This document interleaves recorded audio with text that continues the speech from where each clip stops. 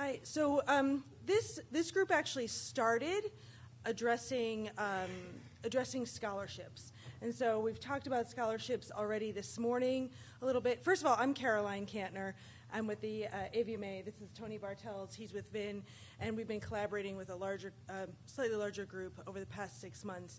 And we were tasked with looking at ideas, concepts to try to address debt and try to reduce debt from the student recent grad perspective using several different mechanisms. And so it started off with scholarships, and as we've heard already this morning, the veterinary community, we're low on scholarships. So we're really behind in general. We heard that from Michigan State as well. And so how is there a way that we can improve the student experience and improve the debt load through scholarships? And we have some examples that are currently happening.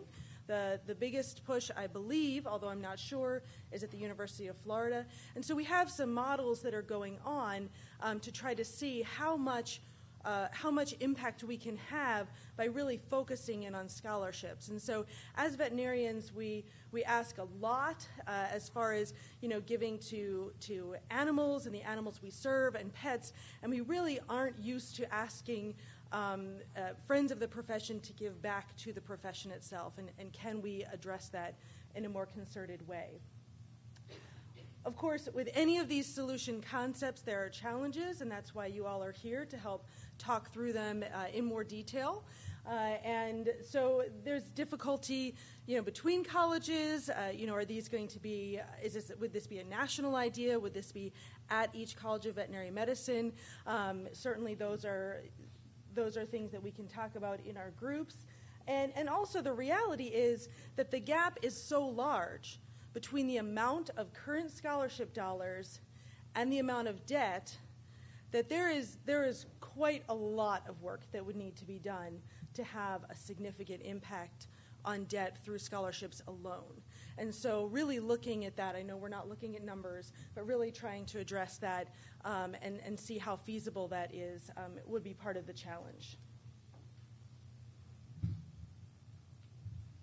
So for work study and co-op models, there's definitely some other ways that we might explore doing this. And some schools, and I understand that Purdue actually has a sort of a co-op model in its curriculum, but taking a look at other ways that maybe we can increase that income side a little bit, making new graduates a little bit more ready to take on the challenges of practicing and being a little bit more productive. So you just keep up to the mic so we can all... Yep, I could do that. Sorry, I tend to wander. I'm not a big fan of podiums. So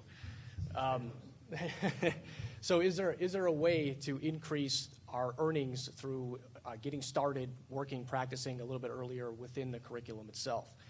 And again, just like anything, implementing this is going to be, the devil will be in the details. How is it set up? Are you still considered a student while you're doing this? It almost starts to step into a little bit of the internship issues that we have in veterinary medicine.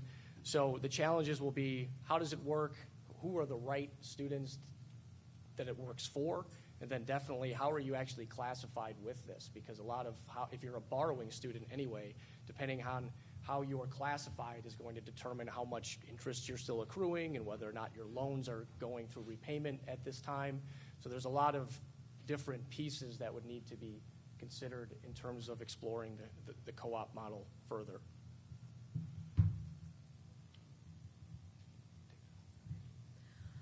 All right, and so another solution concept is to look at a variety of financial products that could be beneficial to certain segments within the veterinary community. And so these are simply ideas, concepts. Would a veterinary specific credit card option, interest rates, loans that are specific for veterinarians and veterinary students, consolidation programs, whether they're private or additional federal programs, and so we really tried to cast a wide net in the area of additional financial products that could be helpful, at least to certain segments within the veterinary student and recent grad community. implementation-wise, there are some options that are currently becoming available, and so we'll get to see how those are received, who's using them, who would really benefit from them, and how wide of a net do they really cast as we move forward with some options that are becoming available. The challenges are, as I said, these may be options that only help certain segments, certain specific cohorts. When you get into anything financial related, everybody in this room knows, it really comes down to what's best for you in your particular situation. And so really matching the right option with the right veterinarian is going to be key to these programs. And also, in general, when you're talking about things like credit cards, does that help or does that hurt? And so there's sort of that big picture discussion of, where are we helping and where are we hurting? If it's at a lower interest rate, that's good. But if we had less debt, that's even better. So those are some high-level challenges with any of these options. But as I said, we wanted to cast a wide net, and there will be multiple solutions, I think, required to help with this issue. So as we heard a little bit earlier, a lot of these programs that are at least part of the issue is also part of the solution, right? So we have these programs that are in place to help fund veterinary education for the most diverse, wide group of people, but that's also making things maybe a little bit too easy to receive those funds. So that all comes at a level that's a lot higher than they're not set specifically for veterinary medicine, right? They're set at a national level and sometimes at a state level, and we happen to be bystanders in that process. So what we need to do is make sure that our voice is heard, and we have a great champion, Regina Luke, who's here, at the AVMA Governmental Relations Division that does that at a federal level, and we also have the state VMAs that are doing a lot of work at the state level too. So we have to make sure that our voice is heard in this particular dynamic, because we are uniquely impacted by the programs that make all of these funds available, at least for those that are borrowing to fund their veterinary education. So we need to keep pushing forward, our agenda, right? That word has a terrible connotation sometimes, but it's true, right? We have things that we need to advocate on our own behalf to make sure that these programs are in our best interests. And if our voice is missing, we tend to get lumped in with the other folks that are out there, right? So we tend to get also lumped in with the physicians very often, and that's with good reason. I mean, we take on physician debt. We come out and we're doctors, but we tend to have starting salaries that are more on par with an engineer under a 4-year degree. So that presents unique challenges, and if we don't make that challenge heard through our state and national lawmakers, then we're going to get left out of the considerations. So there is a lot of this that is beyond our control too. So they're going to make changes, and they're going to have rules that necessarily don't favor veterinarians, right? So those are always things that we're going to only have so much control over. So that is going to present a unique set of challenges, but definitely keeping our voice as part of that conversation is going to maybe alleviate that. And we kept the final solution concept for last here.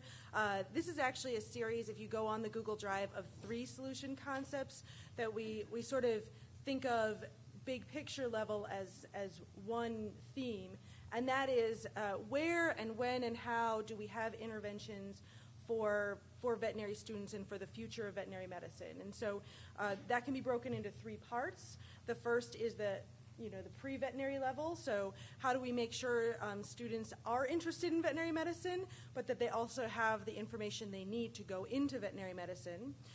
And once they've been accepted, we thought of this as an opportunity to set expectations, to set people on the right footing during that orientation and that very first part of veterinary school. And then at what point, is it annually or when do we have interventions throughout that process? And so that's how we conceptualize it. And if you go to the Google Drive, you can see each of those sort of laid out in more detail. Implementation-wise, there are sort of this is a lot. There's going to be a lot that would go into implementing this, and there are bits and pieces happening right now at each of the colleges and through other organizations, SAVMA, VBMA, as well as at the college level. And so there's a lot that's going on right now and happening at different levels. The challenges are with anything so large and with so many different organizations and colleges involved is really getting down into what really works, where do we really need to focus our limited resources, and certainly we talked a lot in our group about this distinction between business education and financial literacy. And I think that's really important, and that came up in a lot of our calls, because business education is really important for leveraging income once you graduate. Financial literacy is different.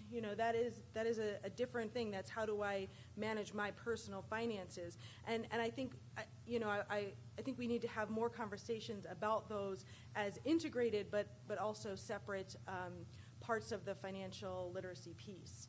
I think that's it for us here, right? Microphones, because we're recording this, and then we can hear your question as well. Yes, sir. Could you introduce yourself too? Can you read the bottom line for us there? Sure. There's been no assessment of outcomes for current business-related interventions in the veterinary student population. Any other questions for clarification? Yes, ma'am. I was just wondering about the co-op. So they kind of be like the current internships? Like would they start during vet school and then go after vet school? Or? So that's what we're here for, is to see what would that look like. So these are the starting concepts that you're going to now be working on to improve. Yes, sir. Just had a clarification on, you talked about loan repayment and consolidation. Did you guys also talk about simple versus compound interest on those loans? So you're only paying interest on the loan itself versus paying interest on the interest? That would depend on which loan repayment option you're using. So under a traditional repayment, yeah, that would be a consideration, right? So that's where the private consolidation can come into play. But there are some really unique income-driven repayment options that really help to alleviate some of the stresses with higher debt-to-income ratios that do not have compound interest associated with them unless they're in certain situations. And I could talk about that all afternoon, but I'm going to hit that 45. I'd have that 45-second level. But Time for just one more, and there's a lady, I just can't see it behind you. Yes. Last question for clarification. Yes, ma'am. Good morning. And so my question is with regards to scholarships. So many of them are GPA-based, and it excludes a significant population of students like myself who are committed to the profession, but perhaps are spending our time doing multiple things as opposed to just burying ourselves in books. I think that's a great comment about scholarships. We don't have a depth or breadth of scholarship opportunities, I think, relative to some other professions. Good morning, everyone. I'm Trevor Ames from the University of Minnesota, and we'll each introduce ourselves as we go through our different concept areas. And so, as has been mentioned, there was a workshop session. There were discussions about various ways of reducing the cost of education. And so one of the solutions that was brought forward was the idea of reducing the veterinary curriculum from a 4-year program to a 3-year curriculum. And I think we're still at the brainstorming session, aren't we? So that's I think if you're talking about reducing the cost of education, then obviously reducing the numbers of semesters is one concept that should at least be on the table. So just for clarification, this is not the idea of taking a 4-year curriculum and delivering it in 3 years, which has been done at a variety of schools, including, I think, Michigan State tried that model for a while. So you still end up with the same number of semesters that you're charging for. So that's not what we're talking about. We're actually talking about trying to reduce the curriculum by 1 year. And so this would necessitate moving courses into pre-vet or else developing online courses that the students could take while they're in pre-vet. Obviously, there are some implementation challenges, accreditation being the one that would come to mind for everyone. And so that would have to be addressed to move this concept forward. And then really the idea of how do you determine what's being offered in the pre-vet curriculum, how do you decide what is adequate, what needs to be bridged and introduced into the first year of the veterinary curriculum, so the new first year of the veterinary curriculum. So these are just some of the implementation details that would have to be thought about.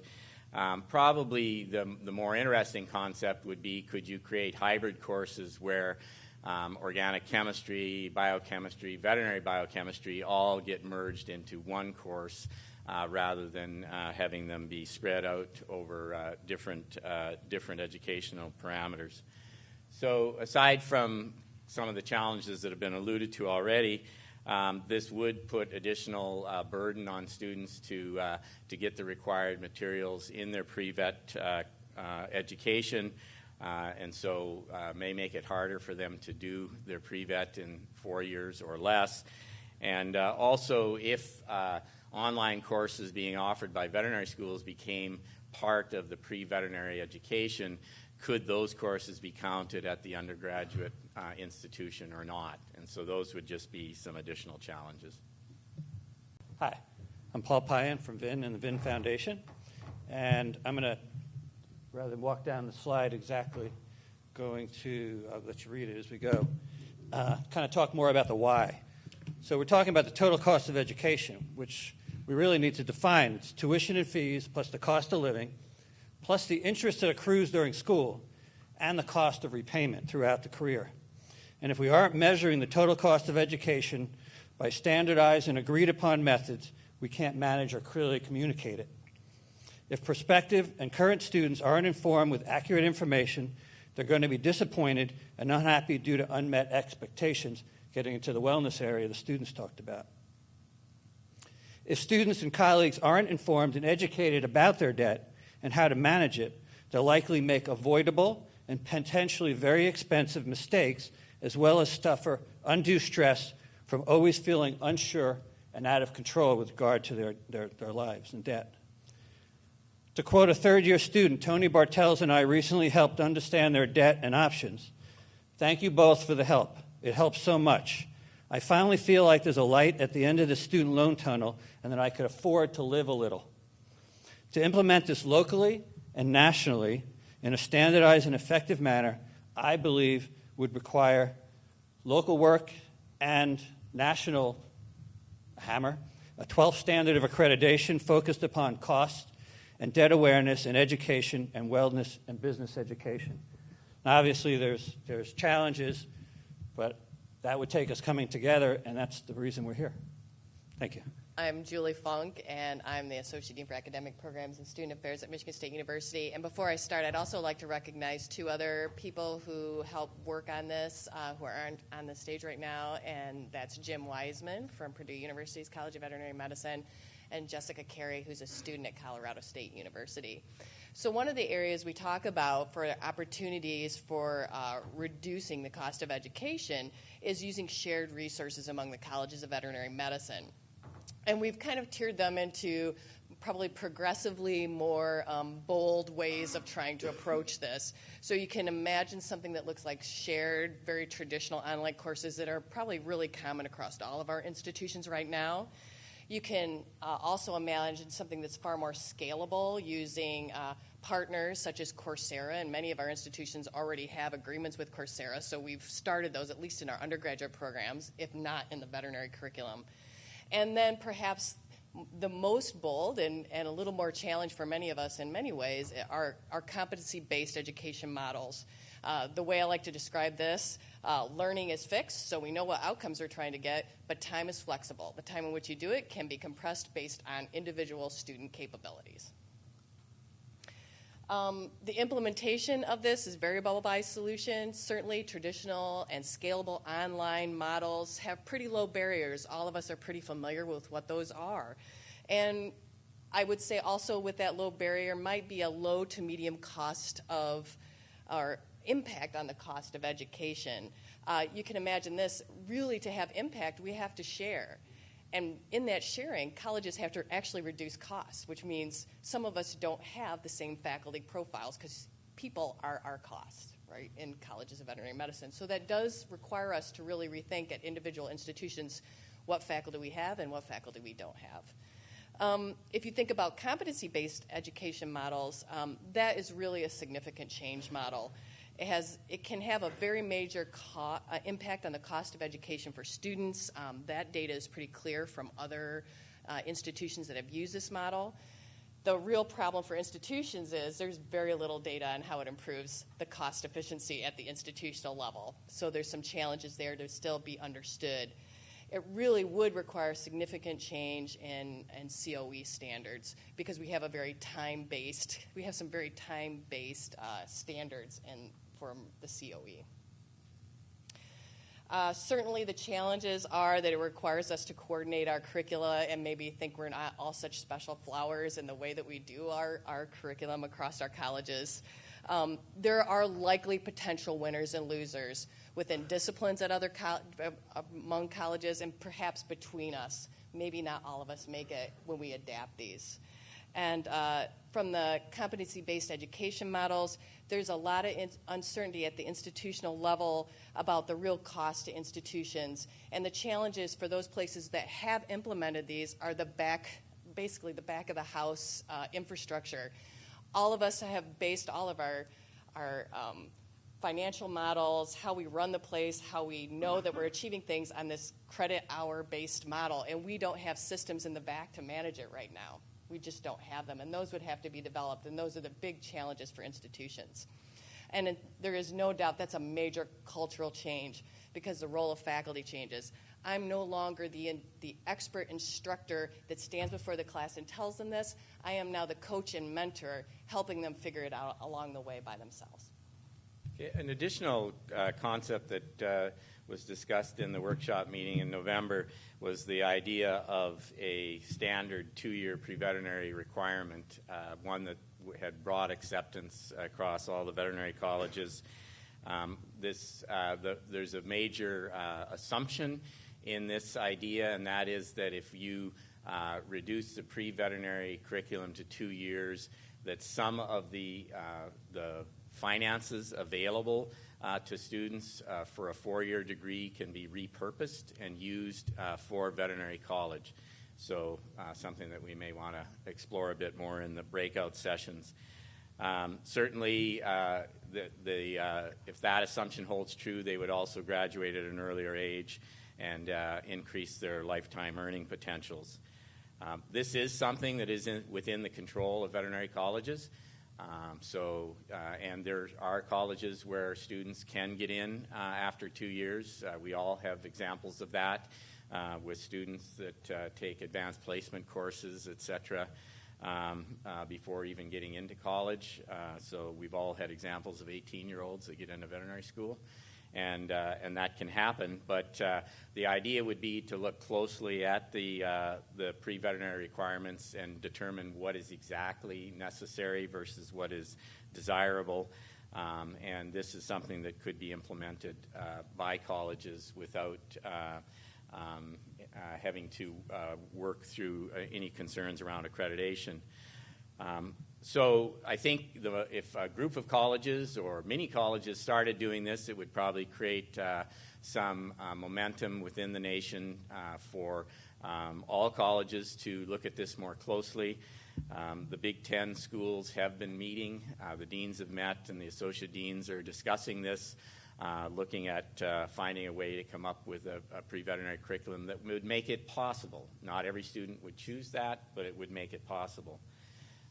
And so that's something that is being looked at under the implementation stage.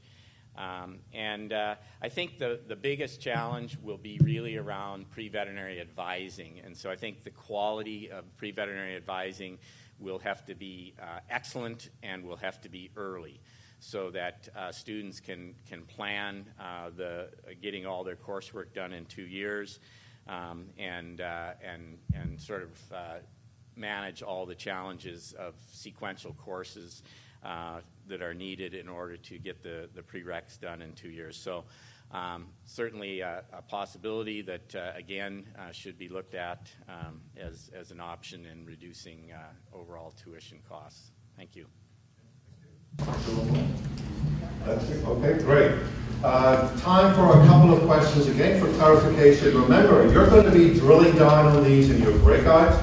So just so that you can get off to a good start. And I see a gentleman's hand right at the back there. You can just wait for the Now mic. you can hear me. I just need to know what scalable means. What do you mean when you say scalable? What do you mean when it says scalable?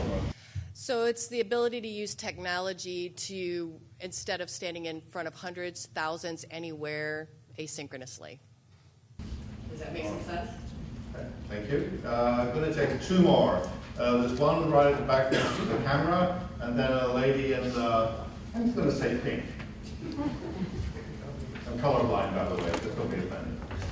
Yes, could you stand up so we can see you? Thank you. Thank you. I can, Jennifer. So if you change to a 2-year pre-veterinary curriculum, are the veterinary schools going to be ready for the onslaught of applicants that may happen? Because oftentimes the undergrad curriculum is what kind of weeds out the people who thought that they wanted to be vets from the people who actually are going to apply for veterinary school. Because I know that when I was an undergrad, we started with 80 and we cut down to probably about 20 or 30 that actually applied to vet school. Okay. Well, certainly one of the other challenges that I didn't talk about in a 2-year pre-veterinary curriculum is that you put all of the required courses in 2 years. So I think that'll be a pretty good selection process. And so frankly, that is a challenge that assuring that students can get all that coursework done, the difficult courses. So I don't really see the selection part being the biggest challenge. 2-year pre-veterinary program and the potential for a 3-year veterinary curriculum. I'm just wondering why not consider the 5-year combined curriculum like it's done elsewhere in the world. Honestly, have you ever heard an academic be that brief? Great idea. Okay. Sorry, Trevor. Sorry. Next group is going to be practice economics. Kirk's going to come up, introduce himself, and give you an overview. So remember, keep your notes underneath. You can see where those solutions are going to be distributed. Thanks, Ken. So I'm Kirk Berninger. I was a chief of staff of the Banfield Hospital in the Philadelphia area. I worked there for 5 years prior to joining the research team out in Portland, Oregon. And I represent a team of employers. We also had a veterinary student involved as well, and I'm a partner with the AVMA on this team too to help develop these ideas. And the first one I want to discuss with you is a formalized onboarding program. I think it's pretty well recognized in the profession that new and recent graduates really need support when they first come out of school. They're still learning their communication style with their clients. They're still solidifying their clinical skills and their medical knowledge base, and they're certainly learning the business. And this is really an area of opportunity that we can hone in on. There's been in the past mentorship type programs that have been put out. They were successful to varying degrees. There were a lot of things that hindered them as well. And I think something that a onboarding program that would be delivered at the level of the practice itself, but maybe have an overarching framework that's developed, may actually be better because support will be there within the hospital. It could be tailored to that hospital setting as well. And it's something that that I think can help engage these recent graduates and make them higher producers for the practice sooner. And ways to implement this would be to really create a culture of onboarding and development within practices. We really need to focus on a lot of aspects of medicine that are not necessarily focused on too much in veterinary school. And that includes communication, stress management, business acumen, And then, of course, solidifying those clinical skills. And there's already a number of resources out there, so this is something that may be able to fold in a lot of resources that are already available. There are some challenges to us doing this. We do need to have practice owners that want to implement something like this in their hospital and want to really support those recent graduates and new graduates and give them what they need. We also need the new graduates and recent graduates to be willing to accept feedback. That also means that we have to train our practice owners and associates how to deliver appropriate feedback as well to be most effective. And then, of course, how are we going to deliver this program? And I think this is a great point of discussion in the breakout session today. It can be through CE, we can do online resources, and so I think that'll be a good point for us to discuss later today. Now, as part of that, the pre-boarding program is something that partners nicely with it. The idea with the pre-boarding program is that this would be a more formalized program that would be delivered at the level of the colleges, but in partnership with practice employers. The idea for this is that, again, we're going to expose a recent graduate to private practice, hopefully begin to develop those clinical skills, those communication skills, and also so they can see what the business side of medicine is like as well. This is also a way that we can help engage the student in a greater professional network and begin to build, begin that support network for them. And it would also prepare the student for the onboarding program as well. So the idea with this is that we would basically partner with private practices and deliver a formalized program where they have certain objectives that they need to meet. And those objectives can be up for discussion today. And then also a way to evaluate that those objectives have in fact been met, with the overall goal that by the time they come out, they've learned something that when they begin practicing on day one, they can bring that with them and implement that with them right off the bat and become higher producers sooner. Challenges with this, also, again, gaining buy-in from professionals and also gaining buy-in from veterinary students. Veterinary students, as we know, they already have limited time as it is. A lot of them want to focus on the clinical skills while they are in school.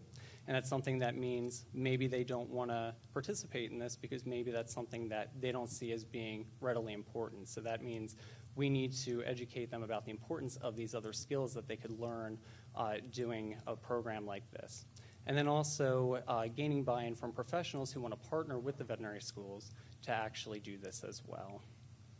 And then finally, the last challenge is, what do we do for non-traditional careers, and what would that look like? And then the last solution concept that we developed was bringing associates and employers together in business program. And really the overall idea of this is that it's an open bookkeeping strategy, so that when you bring on a recent graduate or a new graduate, you're really sharing the financial aspect of what is going on in the practice to give them a deeper understanding of how what they are doing in the practice is impacting the bottom line. And it also allows them to become more engaged in the practice as well.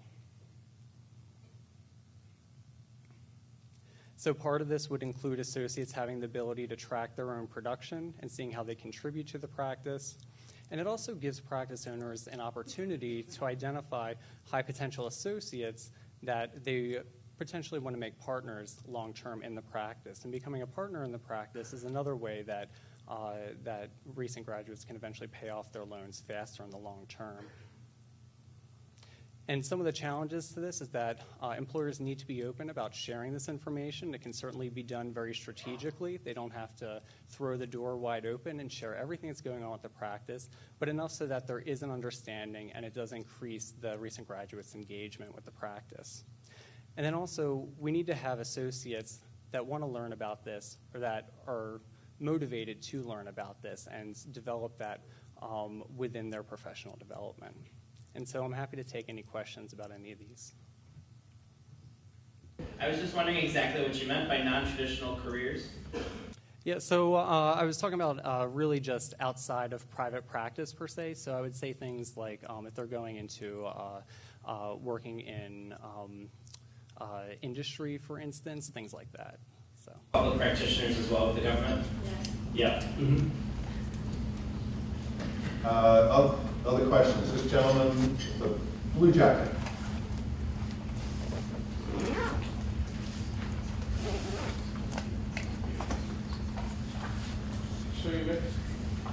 Yes, so you mentioned past mentorship programs, but there's an extremely viable current mentorship program right now, and maybe we haven't done a good enough job letting people know about it, and maybe people in the room don't know about it. But Vin and their partners have collaborated with BDMA, and it's been about a 3 or 4 year program to develop an extremely expensive mentorship program to be adopted by new graduates and practitioners. And you can find it on the AHA or the partner's website.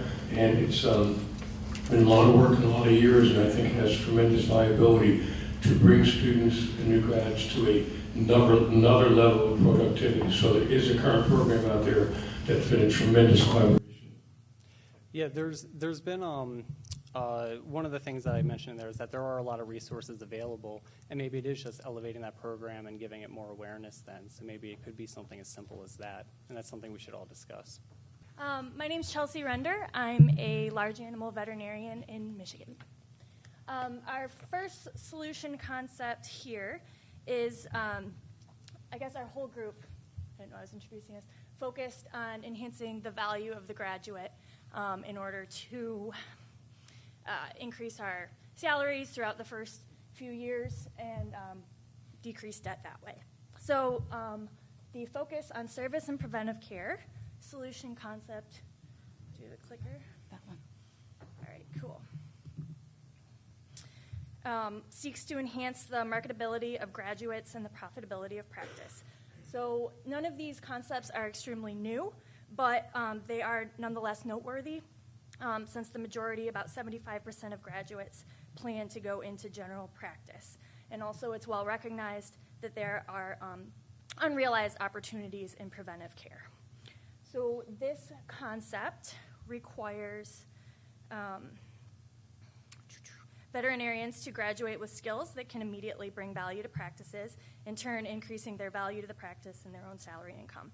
The most obvious opportunity for added value lies in preventive medicine. Years of experience are not required to be able to build an excellent wellness program for patients, farms, and practices. So implementing this concept can be as simple as building preventive training modules offered online for students planning to enter that career.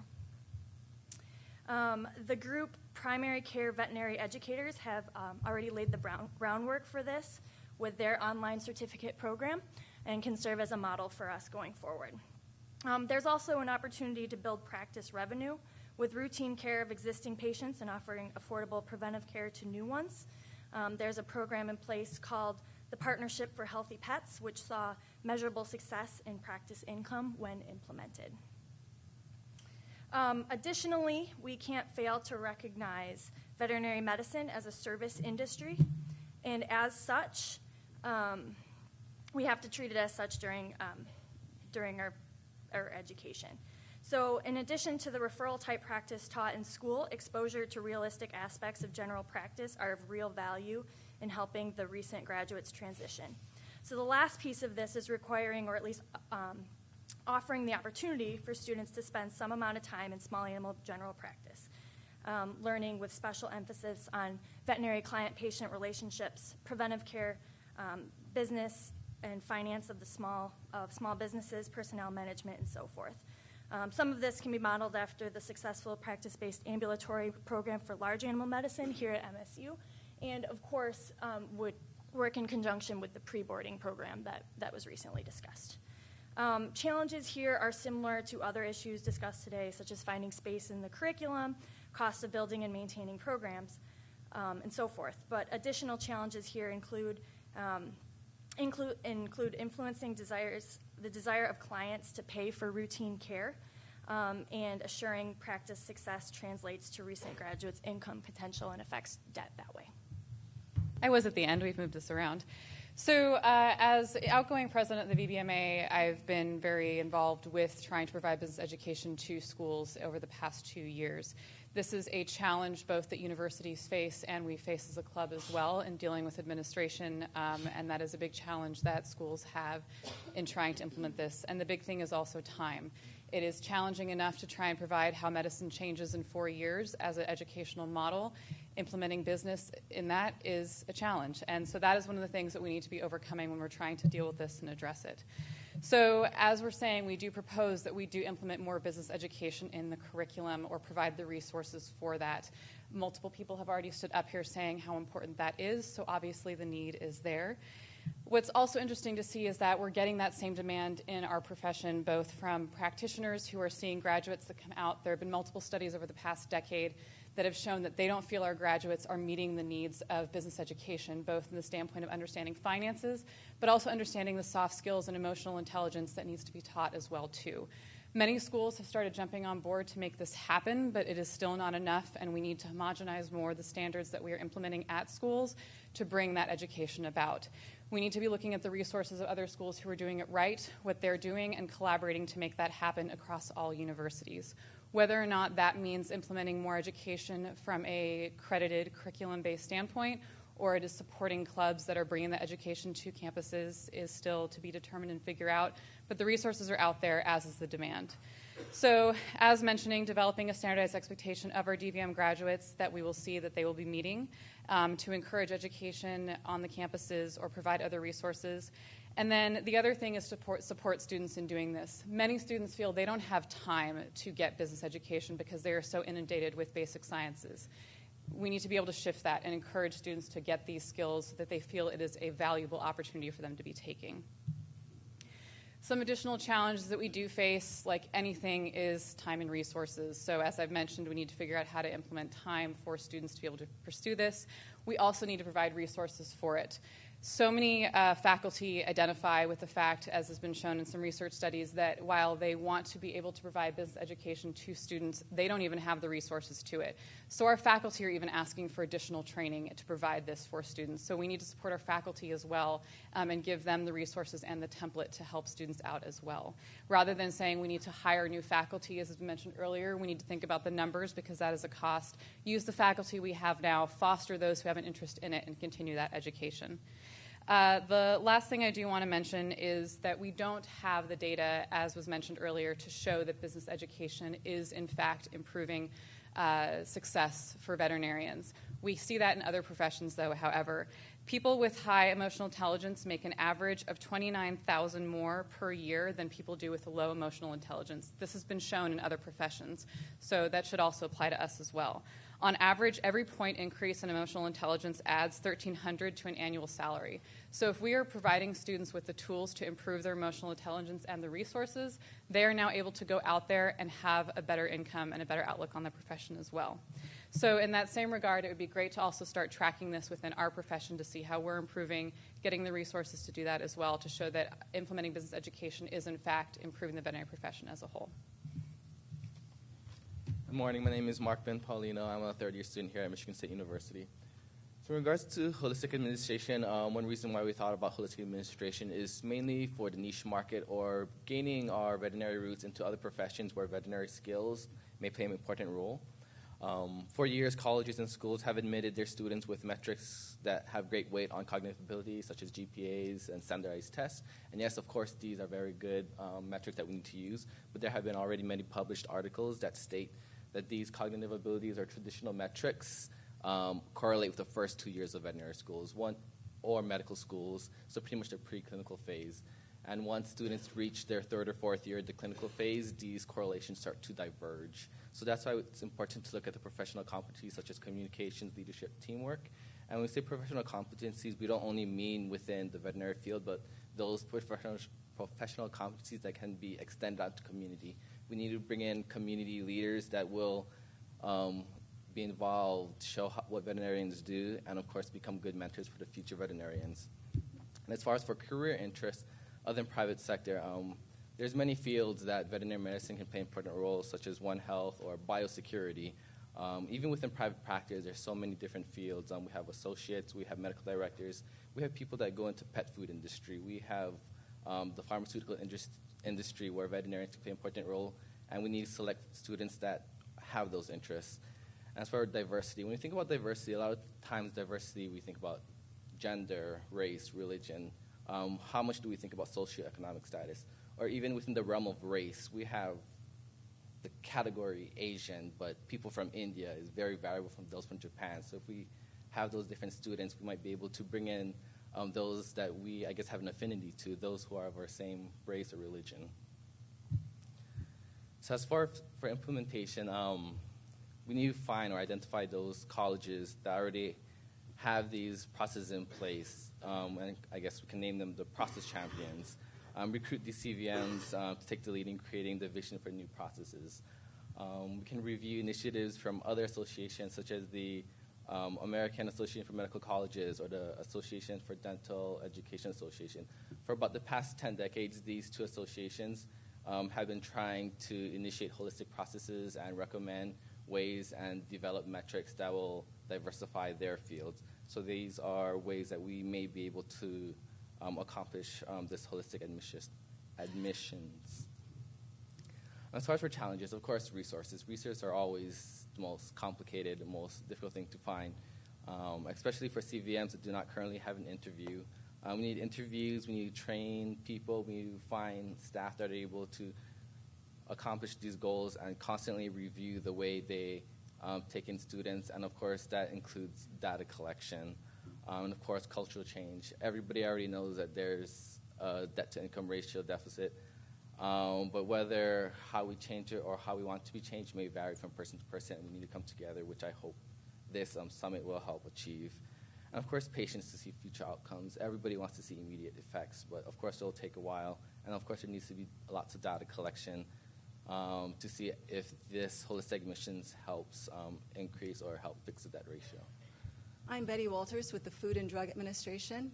We all know that veterinary colleges do a really good job of training private clinical practitioners. However, their approach to exposing students to other career choices can be improved. There is a growing demand and increasing opportunities for individuals who go into the broad category of public practice. Currently, about 25% of veterinarians are public practitioners. They work in areas such as public health. They work in global veterinary medicine, regulatory medicine, industry and agribusiness, and academia and research. If you were to ask many of these veterinarians how they found out about their chosen careers, they will say probably not from the DVM curriculum. Many of them found out about these careers on their own, or at the very end of their veterinary education, perhaps during a clerkship, or even after they graduated from vet school. This option of increasing career awareness is proposed to expand the spectrum of career choices and provide access to careers with good income potential outside of private clinical practice. Some of the benefits that these types of practices offer are competitive salaries. Some of them offer loan repayment programs. There are opportunities for career advancement. And there are other opportunities, including job security, as well as the fact that job salaries are not necessarily impacted by fluctuations in the general economy. This option will also have a positive impact on the curriculum development in that the DVM curriculum will more accurately reflect career choices that are available to veterinarians. I can't tell you the number of times I've talked with students and I've told them what I do, that I work in international vet medicine with the FDA, and the very first thing they say to me is, I had no idea that was a choice. I had no idea that a veterinarian did that. In addition, public practice can be especially attractive to women veterinarians. Public practice organizations frequently have flexible work schedules. They offer family leave schedules, and they offer other opportunities, including some of them offering on-site child care. So the implementation. First, we offer to establish a database of good and interesting public practice speakers. And I note good and interesting because sometimes we have public practice speakers who go to vet colleges, and they're chosen because they are geographically closest to the vet college. It's not necessarily because this is something they want to do or that they're good at. They're simply the most close individual to that college. In addition, we're developing a template for a seminar with public practice veterinarians from various disciplines who can talk about what they do. And we're proposing that this type of seminar be affiliated with a large conference, such as the AVMA or some of the regional conferences. We're thinking the individuals who are chosen to participate in this type of seminar should be willing to mentor, encourage, and inform students about their career choices. And the third implementation we're offering is the development of websites or other online materials that showcase examples of veterinarians in public practice. So, what are the challenges? I worked at an institution where the former dean used to say it is easier to change the location for a graveyard than it is to change a vet school curriculum. So, that was Dean Eyre, Peter Eyre. Those of you who know him would recognize that statement. So the first challenge is getting the vet colleges to adjust their curriculum to accommodate these speakers. Another challenge would be getting veterinary college faculty, the administrators, and students to understand the diversity and the value of non-clinical practice. It's important for folk to know that public practitioners are real veterinarians. And the coordination of efforts with the various public practice and One Health organizations. There are many organizations out there that are doing similar kinds of objectives as what I've just discussed, but they need to be coordinated. So I think that would be a challenge as well. And then I listed providing travel and other logistical costs for speakers, seminars, and websites. Finally, I just want to mention that for a lot of folk, they think that public practitioners cannot do private clinical practice once they get employed in public practice organizations. That cannot be far from the truth. I work for the FDA, and in fact, the FDA encourages our veterinarians to do private practice on the side or on the weekends or in whatever capacity is most convenient for those veterinarians. We want veterinarians to use the products that we register or license. So it is possible to have a public practice career as well as to maintain your clinical skills. And I finally want to do a shout out to Virginia, Maryland's Center for Public and Corporate Vet Medicine, because they are one of the institutions that believe strongly in this concept, and they literally have put their money where their mouths are by having the Center for Public and Corporate Vet Medicine. Thank you. My name is Shanna Siegel. I'm with USDA APHIS Veterinary Services. I'm another veterinarian that as soon as I tell people what I do, they're like, I didn't know you could do that. My solution, or the solution template that I'm talking about, really ties in with the one that Betty just discussed. And this is really to develop a career counselor's guidebook. And it would be for both pre-vet as well as veterinary career counselors. The point would discuss careers, but when we say careers, it's really jobs. So yes, when you say, what can you do as a veterinarian, you hear, oh, you can do clinical practice, public, government, industry. Great, but what does that tangibly mean in terms of your job? So it would also talk about clinical jobs outside of the boxed small animal practice or the historical model for our practices. So it would increase knowledge of careers and opportunities within veterinary medicine, hopefully as early on in the process of people's education as possible, to allow them to make decisions early to make them a higher value candidate upon graduation. It would also help to diversify the College of Vetmen applicant pool that we're currently seeing. We may draw in, more business people, more engineers. There's literally any discipline could be integrated into veterinary medicine and provide a positive influence to our profession as a whole. For implementation, we would have to work with subject matter experts to pull together a comprehensive enough description, and it's not meant to capture a job to target. It's meant to show the diversity of professional options within veterinary medicine. So to provide strategies for getting into some of these alternative careers, And then to identify existing career resources for both externships as well as just where non-traditional careers are posted. A lot of people know to go to AVMA, and beyond that, they're not really sure where to go, or to go to USA Jobs, but then they don't know what to do once they're there. We heard about an externship program that's already up and going, that this sort of thing could help publicize existing resources.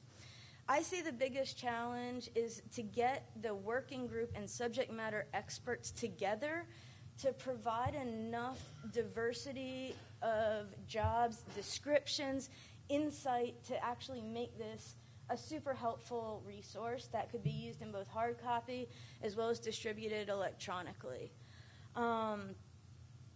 The rest of the quote challenges I think are not really insurmountable and not really major, which is where to put the electronic version and how to develop it in a way that's conducive to both hard copy and electronic versions, so you're not maintaining two separate versions of the document. Thank you, Shannon. Thank you. So I see a gentleman. I just can't see you. So yes, right there. Oh, Tony. Could you stand up, Tony? Thank you. Hi. Yeah, it's more of a plea than a question, but from the public folks, public service loan forgiveness. I didn't see it up on there, but we're here talking about fix the debt, right? That's one of the ways that people, especially some of the really high debt folks that I talk to, can make it go away. Right? There's a huge financial benefit baked into working in a public practice career that makes their debt go away tax-free. So I just love to see that in big bold letters on We'll need to comment. We'll make sure that is drilled down in terms of that breakout team. Time for one more question for clarification. I'm going to go over here to this gentleman in the, I'm going to say it's just a shirt right now. I'm colorblind. I just don't know about that. Could you stand up as well, please? Thank you. Sorry. Oh, from Minnesota, I think. So this is in regards to the professional skills in the curriculum and the time and resource constraints that we're facing. Have you explored the viability of incorporating business management courses and professional skills courses into the actual prerequisites for admission to veterinary school, and what might that model look like? That is definitely something we have talked about in our committee as well, and are encouraging. We've all given overviews in all of our committees very briefly, but when you talk more in our breakouts during the day, you're going to see more development and more fine details of what that looks like, and you should be seeing some of that as well too. Okay.